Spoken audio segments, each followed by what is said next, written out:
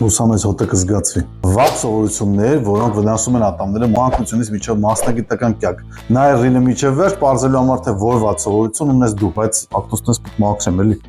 աշխարհի փոշին կավարին։ Մանկական հասակում մատը ծծելը կարող է բերել ատամների տեղաշարժի, կծվածքի եւ ծնոտոսկի զարգացման խնդիրների։ Քաղցրավենիքի շարաշահում, այո, դա պահանջ չէ, այլ վատ սովորություն, որի հետևանքները բոլորիս արդեն հայտնի են։ Արևազաղիկի կեղևազրկում, սերմշկա չրթել։ Սա կարող է բերել էմալի մաշվածության եւ ճաքերի առաջացման։ Ծխախոտ, ունենում ենք դեղնած ատամներ, մուգ եւ կոշտ ատամնափարեր եւ լնդերում լիքը խնդիրներ։ Ատամով տարբեր բաներ բացելը, իմ ամենասիրածը։ Բնականաբար ունենում ենք ատամի ճաքեր եւ կոտրվածներ։ Ատամները իրար սեղմելու կամ կրճտացնելու վատ սովորությունը, որը հիմնականում տեղի ունենում գիշերը քնած ժամանակ եւ մեզ հայտնի որպես բրուքսի տերմինով։ Սա կարող է բերել էմալում մաշվածության եւ ճաքերի առաջացման, ինչպես նաեւ ցավերի քունքստործոնոտային հոդում։ Վատ սովորությունները կարող են աննկատ վնասել ձեր ատամները անգամ մասնագիտական ոլորտ։ Երաժիշտների, փողային գործիք նվագողների մոտ, ովքեր որ ատամներով սեղմում են իրենց գործիքը, կամ կոշկարների մոտ, ովքեր շատ հաճախ